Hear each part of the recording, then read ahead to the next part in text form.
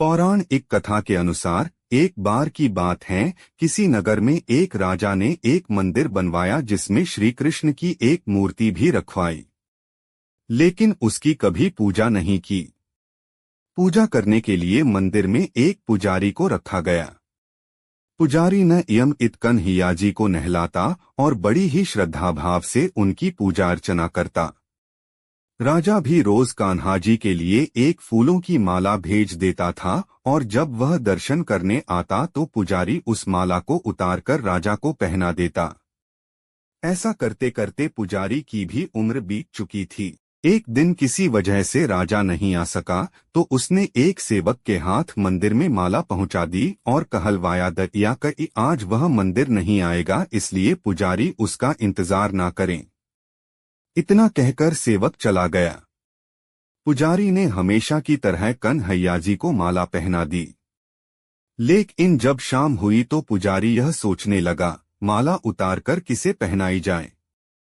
उसने सोचा, क्यों न ये माला आज मैं ही पहन लूं, वैसे भी मेरी उम्र हो चली है, जीवन का क्या पता कब खत्म हो जाए। इतना सोचकर पुजारी ने माला उतारकर अपने गले में डाल ली, लेकिन इतने में ही सेवक आ गया और उसने बताया कि राजा की सवारी मंदिर में पहुंचने वाली है। तब श्री कृष्ण ने धरा ऐसा रूप। राजा की सवारी आने की बात जब पुजारी ने सुनी तो वह डर गया। उसने सोचा कि अगर राजा ने उसे देख लिया तो वह तो मरवा ही डालेंगे। आनन फानन में पुजारी ने माला उतारकर वापस कन्हैया जी को पहना दी। जैसे ही राजा अंदर आया तो हमेशा की ही तरह पुजारी ने माला कान्हा जी के गले से उतारकर राजा को पहना दी, लेकिन माला पर लगा सफेद बाल देखकर राजा समझ गए कि पुजारी ने यह माला स्वयं ही पहनी थी। बस फकीर किया था। राजा क्रोधित हो उठे और उन्होंने गुस्से में पुजारी से पूछा कि माला पर सफेद बाल कहाँ से आया। तब राजा की बात सुनकर पुजारी डर गया और बोल पड़ा, ये तो कन्हैया जी का है। अब तो राजा और भी क्रोधित हो गए, क्योंकि कान्हा तो भगवान हैं और उनके बाल सफेद कैसे हो सकते हैं। इसीलिए राजा ने फरमान सुना डाला कि कल श्रृंगार के समय राजा खुद आएंगे और देखेंगे सच में ही कान्हा जी का सफेद बाल है या पुजारी झूठ बोल रहा है। उन्होंने कहा कि अगर पुजारी ने झूठ बोला होगा तो उसे फांसी दे दी जाएगी। राजा का फरमान सुनकर पुजारी का बुरा हाल हो गया। उसने सोचा, अब क्या करें, कहाँ जाएं? अब तो उसका मरना तय है। तब रोते रोते वह भगवान की शरण में पहुंचा और उनसे कहा कि हे केशव, मुझसे झूठ बोलने का अपराध तो हुआ है, लेकिन हो सके तो मुझे क्षमा कर दें और राजा से रक्षा करें। पुजारी ने कहा कि हे माधव, आपकी सेवा करते करते करते मैं वृद्ध हो चुका हूँ। अब आप मुझे माफ कर दीजिए, ऐसी गलती दोबारा नहीं होगी।